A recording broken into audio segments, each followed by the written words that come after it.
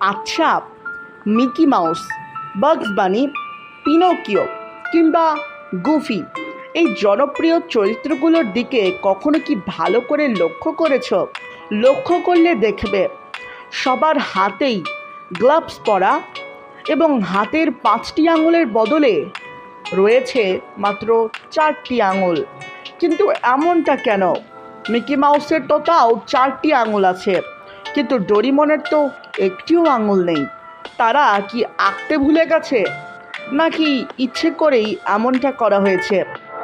আজকের ভিডিওতে আমরা এই মজার প্রশ্নের উত্তর খুঁজব। চলো শুরু করা যাক।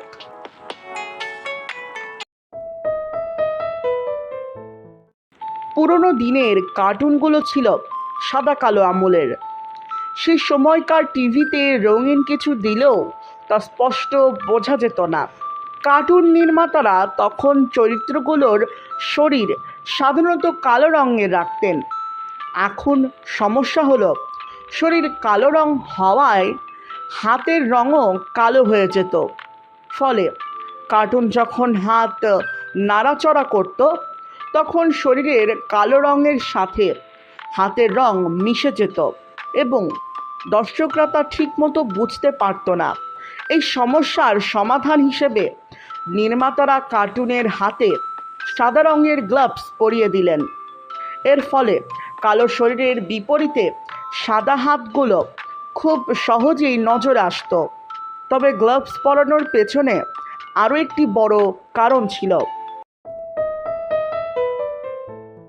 কার্টুন চরিত্রদের গ্লাভস পরানোর ফলে অ্যানিমেশন তৈরির সময় এবং খরচ দুই অনেক বেঁচে যেত। তখনকার দিনে কার্টুন কম্পিউটারে নয়, বরং হাত দিয়ে কাগজে প্রতিটি ফ্রেম আঁকতে হতো। মাত্র 1 সেকেন্ডের ভিডিওর জন্য শিল্পীদের 24টি আলাদা ফ্রেম আঁকতে হতো। সাদা গ্লাভস পরানোর ফলে হাতের সূক্ষ্ম ডিটেলস আঁকার ঝামেলা থাকলো না। সময় আরও বাঁচাতে অ্যানিমেটররা আরেকটি বুদ্ধি করলেন। তারা 5টি আঙুলের বদলে 4টি আঙুল আঁকতে শুরু করলেন। একটি ফ্রেমের জন্য একটি আঙুল কম আঁকা হয়তো সামান্য মনে হতে পারে, কিন্তু যখন লক্ষ লক্ষ ফ্রেম আঁকতে হতো, তখন এই একটি আঙুল বাদ দেওয়াতেই প্রচুর সময় বেঁচে যেত। অবশ্য এর পেছনে আর্টিস্টিক চয়েস বা সৌন্দর্য বোধেরও বিষয় ছিল।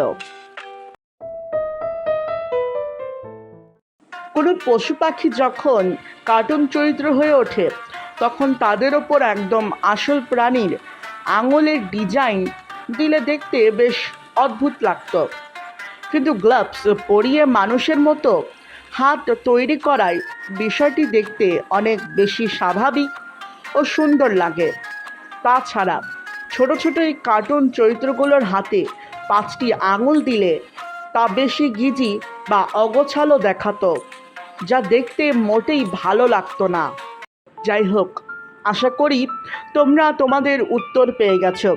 ভিডিওটি ভালো লাগলে লাইক করো এবং সাবস্ক্রাইব করে আমাদের সাথেই থাকো। আমার ভিডিও ফুরলো, নোটে গাছটি মোড়লো।